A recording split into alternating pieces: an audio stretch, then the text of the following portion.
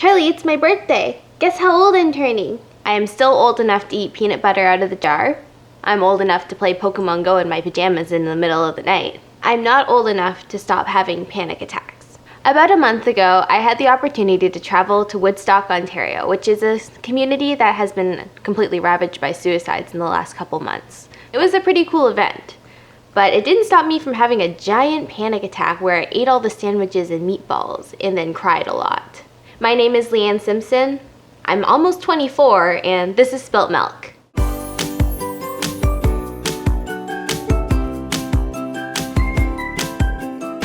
We had a whole team of SickNotWeak volunteers, a lot of them who I've met online through the chat and through my work as volunteer coordinator, but never met in person. So I was like going up to people and they'd introduce themselves and I'd be like, I know half of your life story, but then I was like, can I say that? So I wouldn't say that, and we'd shake hands or hug, and it would be really special because you're meeting your community in real life, and that's something that doesn't happen every day. And then I got to meet Mackenzie, who organized the walkout in Woodstock for students who are concerned about having better mental health care. Mackenzie, thanks for being with us today. Thank you for having me. Honestly, we're both like the most nervous people trying to give a speech in front of like an arena of 2,500 people without knowing what we're doing, and I think they're starting soon. So yes. How did you get involved with all of this? Really, the person who helped us out with the walkout, I guess she must have messaged Michael and told him about me, and he ended up calling me while I was at school. That isn't it amazing when he calls you and just like Michael Landsberg, you're just like, what? Yeah, like I was in the library at school and I just got this phone call. I'm like, okay, sure, let's answer this. And it was him, and I was like, whoa, okay, yeah. So what prompted you to create this amazing walkout for all of the students who were kind of reeling from what was happening in your community? So we had actually had 5 suicides within the past 5 months here in Woodstock. And it's just been crazy overwhelming for all of us. And me and a bunch of other people from 4 other schools thought it was a great idea to stand up and actually have our voices heard for once, because things need to change. And it worked. I mean, now you're here, and we're going to change a lot of lives today. Yeah, and we're still working towards moving forward and keeping going. I was meeting all of these big names who I was going to be speaking alongside, and I was just like, I had peanut butter and jelly for breakfast this morning. I do not belong on the same plane as these people. Once I was up there, it felt really natural. It was just like I was talking to you guys on an episode of Spilt Milk. It was just me telling my story and hoping that it makes a difference in someone's life. I have bipolar disorder, and I was diagnosed when I was 17, and in high school. Your life kind of blew up at that point, right? It did, and when something blows up like that, your first instinct is to hide and never talk about it again. Like, let's just pretend this never happened. I dropped out of high school. I didn't think I'd get through university, and I ended up in the hospital. So, here you are today. What do you have to say to these folks? If something bad happens to you, something that you can't control, you can come back from it. I failed out of school twice, and I'm graduating from my master's in 2 months with a full scholarship. Thank you. Mental illness doesn't discriminate.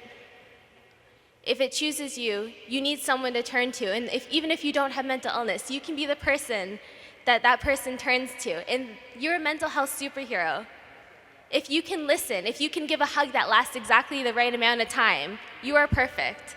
After giving a speech to a stadium of, I don't know, probably like 2,000 people, I wasn't really counting because I was too busy freaking out, but I gave a speech and got off the stage and just started bawling my eyes out. And that doesn't usually happen to me. I'm pretty comfortable in front of cameras, but it was like all of the pressure of being a mental health advocate and telling your story and trying to make a difference and wondering if you're actually doing it.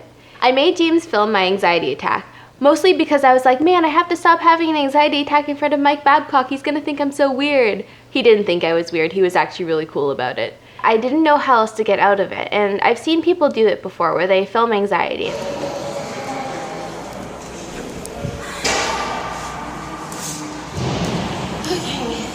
So, I'm having an anxiety attack because I just gave a speech to a bunch of people, and I was very honest about what it's like to have mental illness. And I'm filming this because I think it will help me out of my anxiety attack, but also because it's important to know that I'm not always smiling. And if you do feel like this, there are ways to get out of it. some of the things that my boyfriend and I do when he's filming this for me. I like to get very small and push myself in the corner so I feel grounded. And I've been going to yoga, so if you put your palms up, it allows yourself to be open to energy.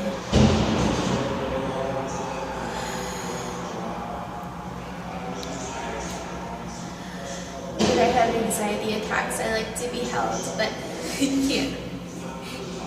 You can't hold my hand and hold the camera, so this will have to do. It's okay to be sad sometimes, even when you should be feeling on top of the world. I'm proud of the speech that I gave. It told the truth, but it doesn't make it any easier sometimes. SickNotWeakStock is going great. This is an amazing place to be, and the energy in the room is fantastic, but that doesn't stop the energy inside me from being less than fantastic.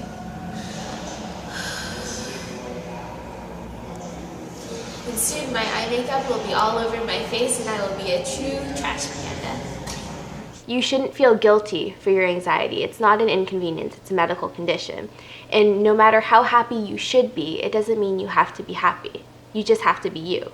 Woodstock was awesome. You are awesome even with anxiety.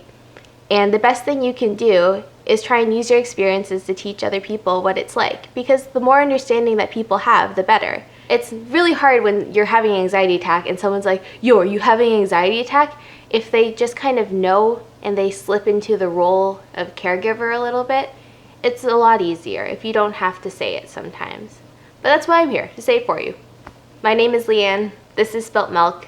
My dogs are asleep in front of me, so you don't get to see them. And I know that hurts you inside, but I'm petting them right now.